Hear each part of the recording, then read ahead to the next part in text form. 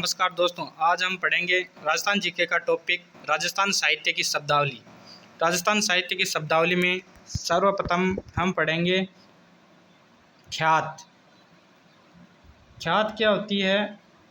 ख्यात होती है कि ख्याति प्राप्त प्रसिद्ध एवं लोक प्रसिद्ध पुरुषों का जीवन व घटनाओं का जो संग्रह है होता है, जो विवरण होता है, उसे हम ख्यात कहते हैं। यानी ख्याति प्राप्त प्रसिद्ध एवं लोक प्रसिद्ध पुरुषों का जीवन एवं घटनाओं का वर्णन या संग्रह, वो ख्यात कहलाता है। इसके बाद हम पढ़ेंगे प्रशस्ति क्या होती है। प्रशस्ति होती है कि जो भी प्रशंसा युक्त वो वृत्तांत लिखा जाता है राजा महाराजाओं का, उसे हम प्रशस्ति कहा जाता है। उसके बाद पढ़ेंगे हम दवावेद।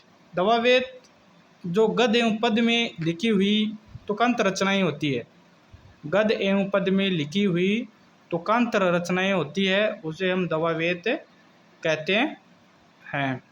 उसके बाद हम पढ़ेंगे टब्बा। टब्बा क्या होता है? टब्बा होती है कि मूल रचना के स्पष्टीकरण हेतु पत्र के किनारों पर जो टिप्पणियां लिखी जाती है, उसे हम टब्बा कहते हैं। उसके बाद हम पढ़ेंगे मर्स्या। मर्स्या होता है एक प्रकार का शोक काव्य होता है, यानी किसी राजा और महाराजा के मरने के पश्चात जो काव्य लिखा जाता है या शोक में जो काव्य लिखा जाता है, उसे हम मर्स्या कहते हैं। उसके बाद हम पढ़ेंगे प्रकाश। प्रकाश क्या होता है? यानी किसी व्यक्ति के वंश या उपलब्धियों पर प्रकाश डालना, उसे हम प्रकाश कहते हैं साहित्य में। यानी किसी लोक प्रसिद्ध व्यक्ति, राजा या महाराजा के वंश एवं उपलब्धियों पर जो प्रकाश डालकर उस व्यक्ति के ऊपर जो भी लिखा जाता था या उसके जीवन चरित्र पर प्रकाश डाला जाता था, उसे हम प्रकाश कहते हैं। उसके बाद हम पढ़ेंगे रासो। रासो में क्या होता है कि राजा महाराजाओं की कीर्ति, विजय, युद्ध, वीरता आदि का वर्णन रासों में किया जाता है।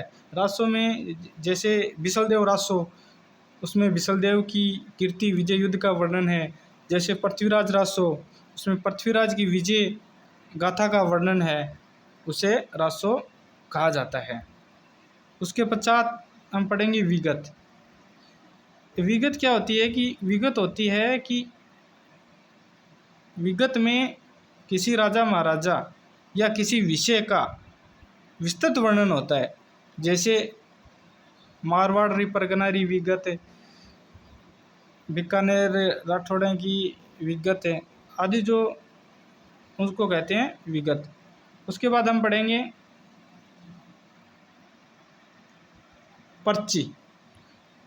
पर्ची संत महात्माओं का जीवन परिचय जिस पदबद्ध रचना में मिलता है, उसे पर्ची कहा जाता है। शब्द। शब्द क्या होता है? शब्द होता है कि संत काव्य में शब्द का तात्पर्य होता है गए पदों से होता है। प्रथम पंक्ति होती है जिसको बार बार दोहराया जाता है, उसे शब्द कहा जाता है। उसके बाद साखी। साखी का मतलब होता है साक्षी। साखी का मतलब होता है साक्षी।